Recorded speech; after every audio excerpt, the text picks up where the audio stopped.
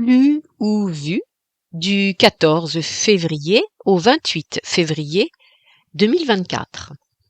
Livre lu. Le mystère de la chambre jaune de Gaston Leroux. Lu. Esquive d'Anita Bruckner.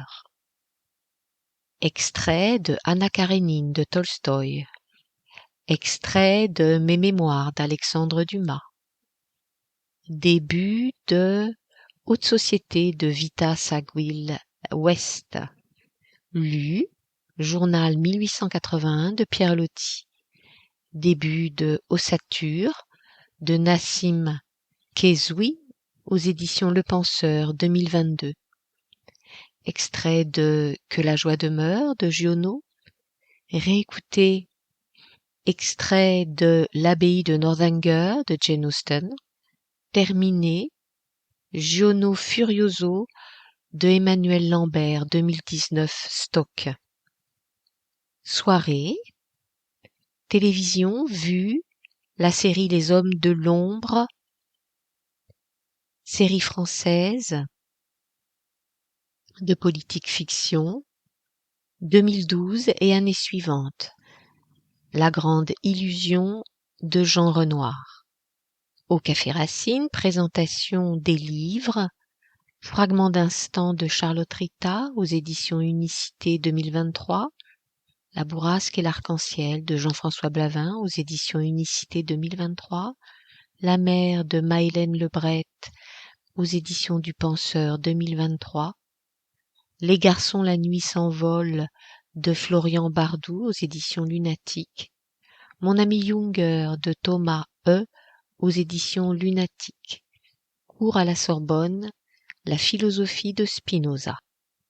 Mercredi 28 février 2024, 11h15 au Père tranquille. 15 jours sont passés depuis le dernier texte. Mes garçons se sont couchés tard la semaine dernière, dans la nuit de jeudi à vendredi. Ils travaillent dans le même service, à Réseau Télécom.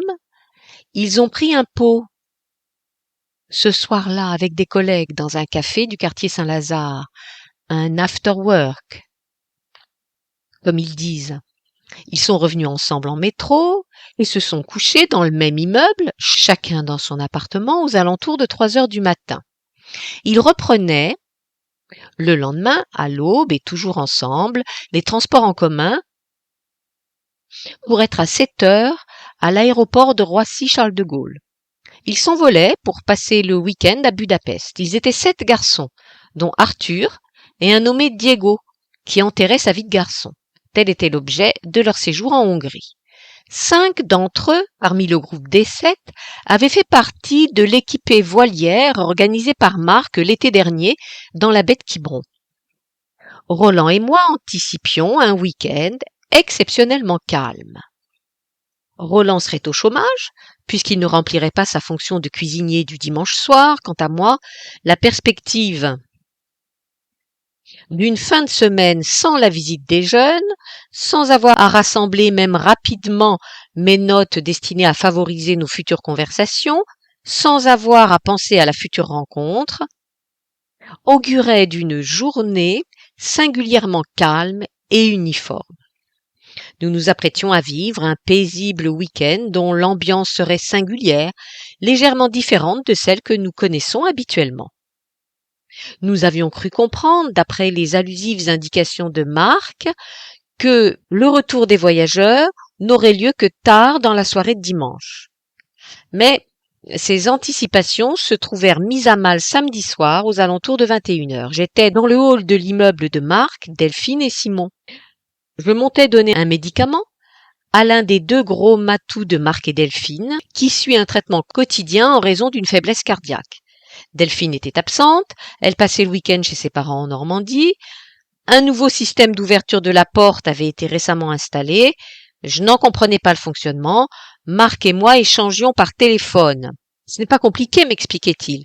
Tu appuies sur l'interphone, un appel me parviendra et je pourrai t'ouvrir. Ainsi fut fait. La porte demeura close. Mince alors, me dit alors Marc, toujours par téléphone. Ça ne fonctionne pas quand on est à l'étranger. Mais comment va-t-on faire pour les médicaments de moustiques? Pas de problème, répondit-il après un bref silence marquant un probable moment de réflexion. Il pourra attendre demain, nous rentrerons à midi. Tu es sûr, ça ne sera pas trop tard pour lui? Non, ça ira. Mais au fait, lui dis-je alors, si vous rentrez si tôt, vous pourrez venir dîner demain, comme d'habitude. Je ne me souviens pas s'il laissa passer ou non un bref instant de pause avant de répondre. D'accord, je passerai demain. Je fus ensuite assez fier de réussir à pénétrer, en dépit des contrariants empêchements électroniques, dans l'appartement de Marc et Delphine. Je pris mon petit chien dans les bras et demandai à la gentille boulangère en bas de l'immeuble si je pouvais traverser son magasin dont l'arrière-boutique donne sur la cour de l'immeuble.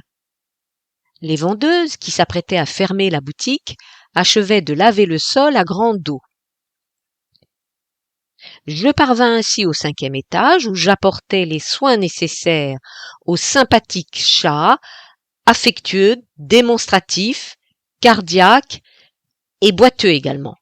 Un AVC dont il a souffert il y a quelques mois a rendu sa démarche hésitante et bancale et son caractère encore plus tendre et complice qu'auparavant.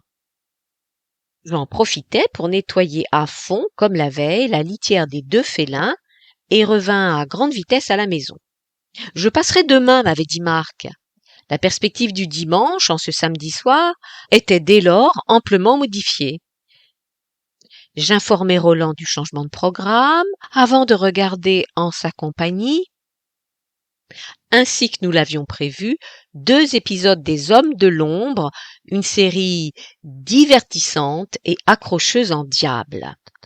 Roland réussit sans problème le lendemain, avant la messe de 11h30, à se procurer un succulent morceau de roast-beef qu'il présenta sur la table du soir. Il confectionna des toasts au saumon et au saucisson, des mini croque-monsieur et prépara des frites faites maison et non pas Picard, à partir de vraies pommes de terre dûment épluchées préalablement. Il acquit, comme à l'accoutumée, de bons fromages accompagnés de baguettes fraîches, et il n'oublia pas de compléter dans le congélateur la réserve d'esquimaux à la vanille enrobée de chocolat au lait agrémenté d'éclats de noisettes. Il remplit ainsi aisément, en 2 temps 3 mouvements quasiment, son rôle alimentaire. Le tour fut joué avec un évident brio. Nous ne savions pas si Delphine rentrerait assez tôt de Normandie pour se joindre à nous. Quant à Simon, je lui envoyai un message WhatsApp dans la journée, lui écrivant qu'il était attendu le soir, s'il le pouvait, en compagnie de Marc.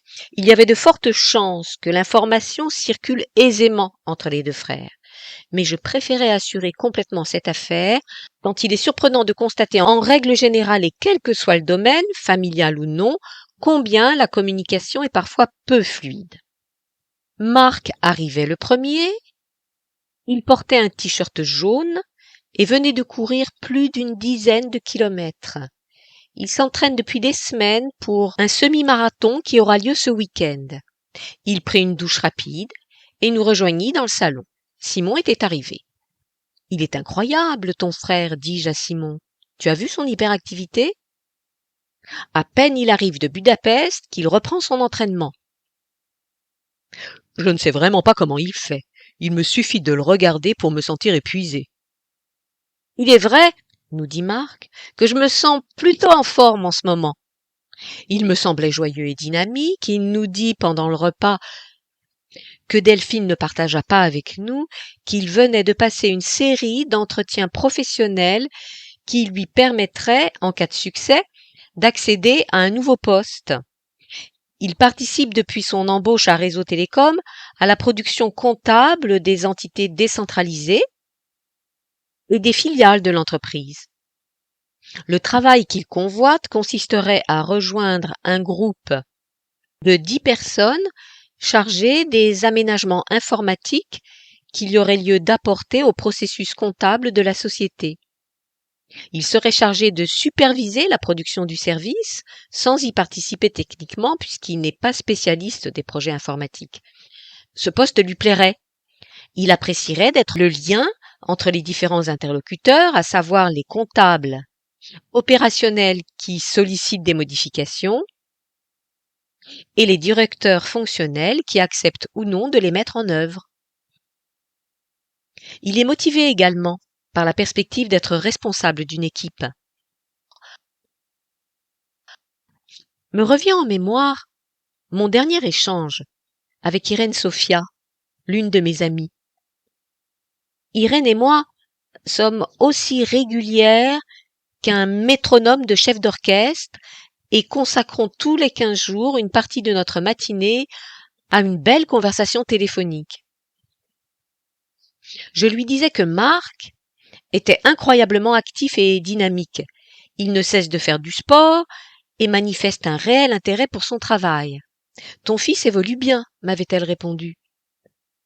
J'étais contente de son commentaire, alors qu'elle s'était montrée, dans un premier temps, réservée sur l'engagement de Marc avec Delphine.